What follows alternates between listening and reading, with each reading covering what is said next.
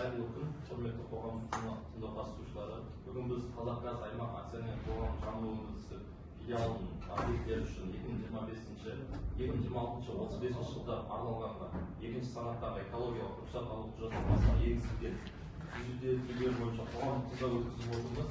Менің есімім Қожа Ақмолден Рахматалинұлы, Жамбыл облысы әкімдігінің энергетика және тұрғын үй коммуналдық шаруашылық басқармасының бөлім басшысымын. Аталған қоғамдық тыңдаудың төрағасы ретінде өз кандидатурамды ұсынамын, егер қарсы болмасаңыздар. Ешкімге қарсы болмақ па? Қоғамдық тыңдаудың қатысушы ретінде Жұмаділдә Нақым Саметбекұлы кандидатурасы ұсынылады. Қарсы емессіздер ме? Ешкімге қарсы болмақ. Құрметті қатысушылар, рұқсат болса онда жұмыс тәртібін таныстырып өтейін. Тыңдау қатысушыларды тіркеу 10 минут, қоғамдық тыңдаудың төрағасы мен хатшысын сайлау 5 минут, күн тәртібін бекіту 5 минут, жоба бойынша баяндама 10 минуттай алады. Баяндамадан кейін қоғамдық тыңдауға қатысушылардың пікірлері мен сұрақтарды 10-15 минут естісе қойсаңыздар болады. Қорытынды сөз сөйлеу және шешім қабылдау 15 минуттай алады. Егер регламент бойынша ұсыныстар мен ескертулер болмаса, онда бекітуді ұсынамын. Қарсы емессіздер ме? Қарсы емеспіз. Ендігі сөз кезегі онда баяндамашыға берілеміз. Бізде баяндамашы Құлтаев Төрехан Досмұратұлы. Барлықтарыңызға саламатсыздар ма? Есімім Құлтаев Төрехан Досмұратұлы, Толталырыс жауапкершілігі шектеулі серіктестігінің инженер-эколог маманы болып табыламын. Осы жоба бойынша біздер жобалаушы мекеме осы жобаны жасап шыққан болатынбыз. Енді осының қалған стадиясы дейді, яғни қоғамдық тыңдау өткізу.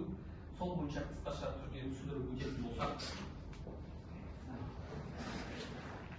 Қазақгаз акционерлік қоғамы Жамбыл өндірістік филиалы объекттеріне 26-35 жылдарға арналған екінші санатты экологиялық рұқсат алуға құжаттамаға түзетулер енгізілуіне байланысты жоба дайындалған болатын. Жобаның бастамашысы Қазақгаз акционерлік қоғамы, жобалаушы мекеме Толталырыс жауапкершілігі шектеулі серіктестігі. Негіздемеге сүйенетін болсақ, 2021 жылғы 2 қаңтардағы Қазақстан Республикасының экологиялық кодексінің 96 бабында қоғамдық тыңдаулар өткізу туралы бірінші қағидасына сәйкес мемлекеттік экологиялық сараптама жүргізу процесінде қоғамдық тыңдаулар өткізу міндетті болып табылады. Екінші қағидамызға сәйкес мемлекеттік экологиялық сараптама шеңберінде қоғамдық тыңдаулар өткізу ережелеріне сәйкес өткізілетін болады. Жұмыс аумағы туралы жалпы мағлұмат айтатын болсақ, Қазақгаз акционерлік қоғамы Жамбыл өндірістік филиалының негізгі қызмет түрлері табиғи газ тарату, газ құбырлары арқылы тасымалдау, тауарлық газды өткізу және сервистік қызмет көрсету болып табылады. Қазақгаз акционерлік қоғамының Жамбыл өндірістік филиалының 10 өнеркәсіптік алаңы бар. Мына жерде көрулеріңізге болады. Газ шаруашылықтары бірінші Тараз, Рысқұл, Жамбыл, Мерке, Талас, Қордай, Жуалы, Байзақ, Шу, Сарысу аудандарын қамтитын болады. Түзету енгізу қажеттілігін негіздеу бойынша 1 ақпан күні 2026 жылы филиал бойынша газ шаруашылық объекттеріне қатысты бастапқы деректер жаңартылған болатын. Жүргізілген есептеулер нәтижелері бойынша филиал шығарындарын жиынтық қолданыстағы лимиті 6979,490 тоннаны құраған болатын. Ал сұратылып отырған лимитіміз жылына 7229,126 тоннаны құрайды. Қолданыстағы экологиялық рұқсатқа сәйкес 2026-34 жылдары арналған қалдықтар лимит жылына 133,1 тоннаны құраған болатын. Жоспарлы кезең кәсіпорын бойынша сұратылып отырған қалдықтар жинақтау лимиті 158,225 тоннаны құрайды. Газ шаруашылығы бойынша шағымдардың салыстырмалы кестесі алдарыңызда көрсетілген. Тараз, Рысқұл, Жуарда айтып өткен егдегідей Жамбыл, Мерке, Талас, Қордай, Жуалы, Байзақ, Шу, Сарысу барлығын қоса есептеуде лимиттер саны 6979,490 тоннаны құрап тұр. Мұнда кестеде сұратылып отырған лимиттің жалпы көлемі 7229,126 тонна. Барлық көздерді мұнда егіз қойдық 388, ол көздерді мына жерде екіге бағынарға бөлдік. Организованный, неорганизованный источник деп, организованный источник 254, неорганизованный источник бізде 134 құраған болатын. Қосылған қалдықтарды ескертілген кестемізге назар аударатын болсақ, барлығымыз білеміз, өндіріс орны болғаннан кейін қалдықтар көлемі шығады.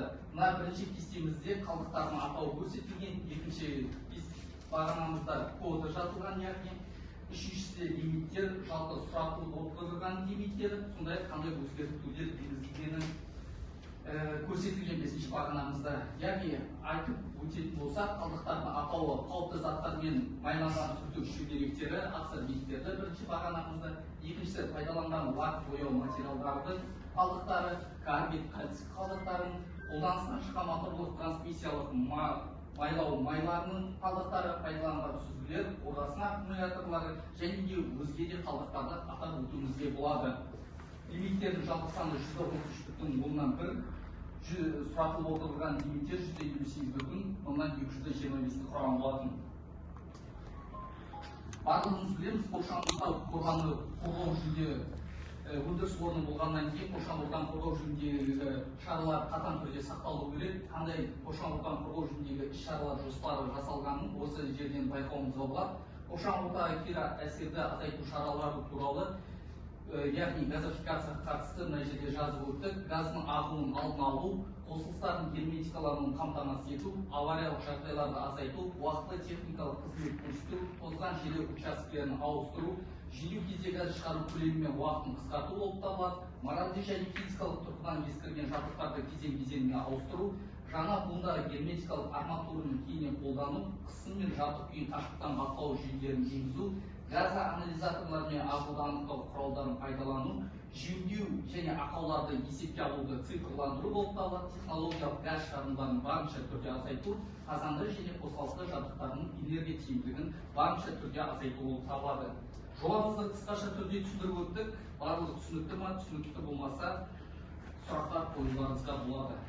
Қатысушылар баяндама шығады. Сұрақтар болса қоюларыңызға болады. Ешкімде сұрақ жоқ қой? Сұрақ болмаса, қоғамдық қатысушылар бүгін күн тәртібінде көрсетілгендей мәселе бойынша толық бір қарастырылды деп ойлаймын. Егер қосымша сұрақтар, ұсыныстар болмаса, Қазақгаз аймақ акционерлік қоғамы шағын өндірістік филиалының объектілер үшін 2026-35 жылдары арналған 2 санаттағы экологиялық рұқсат алу құжаттамасына енгізілген түзетулер бойынша қоғамдық тыңдау жабық деп жариялаймын. Назарларыңызға рахмет. Барлықтарыңызға рахмет.